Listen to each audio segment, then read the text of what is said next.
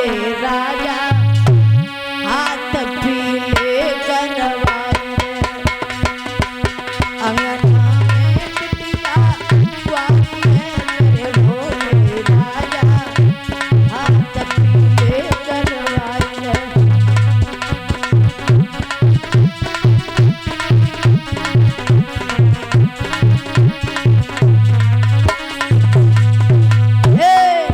कछु हो गए तन की कमी अरे मेरे भोले सैया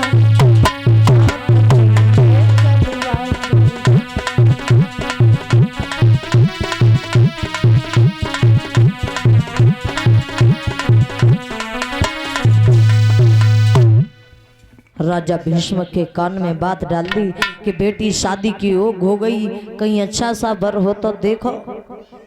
महाराज भीष्मक सवेरा ही होते हुए कचहरी में पहुंचे।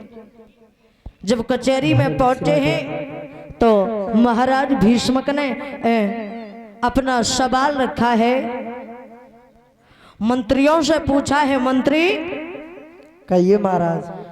आपकी नजर में कहीं कोई अच्छा सा वर हो तो बताओ। किस लिए महाराज आप वर क्यों पूछ रहे, क्या कारण है बताओ तो। हमारी बेटी जो है रुक्मणी, हाँ वो शादी के योग हो गई है। वो तो हमें भी पता है, सियानी हो गई है। हाँ उसका क्या करें, शादी। हाँ बेटी शादी के योग हो गई है तो उसके लिए वर ढूंढे। हाँ उल्टा सीधा बहुत बोल रहा है, क्या मार की कमी है? मार की नहीं महाराज, रात दिन की जगह ही है। रात दिन की जगह से क्या उल्टा सीधा बोलेगा ना महाराज। हाँ आप ये बताओ आपकी बेटी कितने साल की है? हमारी बेटी होगी 18-20 साल की। 18 है? हाँ तो 6-6 साल की 3 ढूंढ दें तो क्यों? What this problem? बहुत इंग्लिश पढ़ा है। ये बता 3 के साथ में शादी होती है? कहे एक खाना बने, एक बाकी तबीयत सही हो तो दबा लें, जो एक खेतन में काम करे तो आराम ही आराम रहे। बढ़िया, तेरा दिमाग खराब है। क्यों? विवाह एक के साथ में होता, शादी एक के साथ में होती, 3 के साथ नहीं होती। तो महाराज लड़का है मेरी नजर में बहुत अच्छा है, खुशल परिवार है और दान दहेज में सबसे आगे है।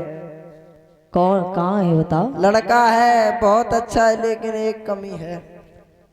लड़का है, लड़का मगध का राजा जरासंध कैसा रहेगा? नहीं, क्यों? उसके साथ कभी अपनी बेटी का विवाह नहीं। क्यों? वो बूढ़ा है इसलिए।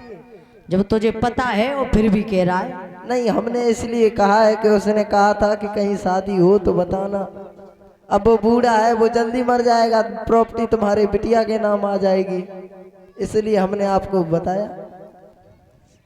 सही बात है, लोगों बूढ़े के साथ बिटिया की शादी कर दो, जितनी धन संपत्ति बिटिया के ना आ जाए। ये नहीं अच्छा लगा? नहीं। एक और है। कौन है? बहुत ही अच्छा है। कौन है? सोनकपुर का राजा बाणासुर। उसके साथ तो कभी नहीं करेंगे। अरे वो तो ताकतवर है। उसका तो नाम ही नहीं हमें अच्छा लगता है?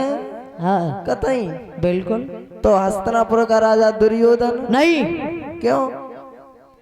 वो किसी का नहीं हुआ। तो वो काऊ को नहीं, बहुत तुम्हारी बिटिया को है। बासे का मतलब है पीछे भाइयों को मार डाले, काऊ को मार डाले, तुम्हारी बिटिया को तो है। नहीं नहीं है? तेरे बस की बात नहीं है, पीछे हट। तो नहीं पता हमें, किसी और को बताने दे।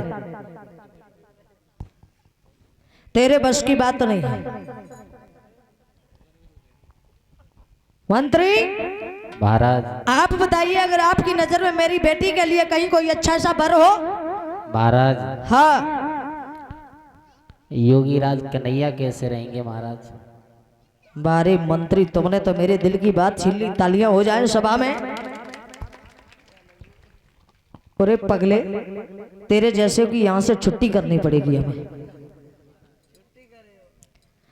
आज मेरे भैया जैसे ही भीष्मक ने द्वारकाधीश कन्हैया का नाम सुना, महाराज भीष्मक खुश हो गए। सभा में तालियां बजने लगी। जैसे ही तालियों की आवाज रुकुम के कान में पहुंची, पिताजी कहिए बेटा क्या अरे पूछ ये रहे हो? तालियों की घनघनाहट कैसे, क्या कारण हुआ, हमें जल्दी बताओ। जी आते पीते का ही खेचे डाल रहे हो की आते तरह हो? पीते नहीं, हम भज के आए हैं दूर से। क्यों?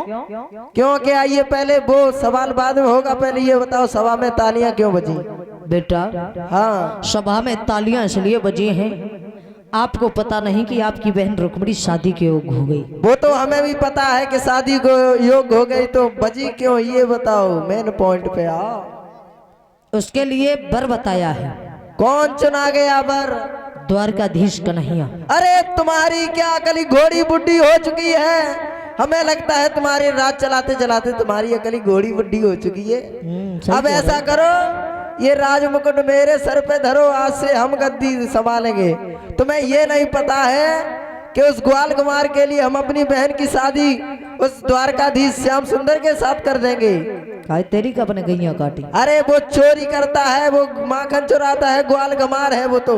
बेटा हाँ तो तुम चीख क्यों रहे हो? चीख इसलिए रहे, अभी मैंने शादी तो नहीं कर दी, हाँ विचार मिला रहे थे।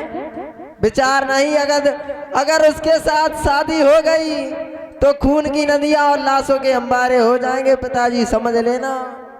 अच्छा फिर हमसे नहीं कहना ये क्या हो गया बेटा। आज मेरे भैया रुकुम ने कहा है, सुनो पिताजी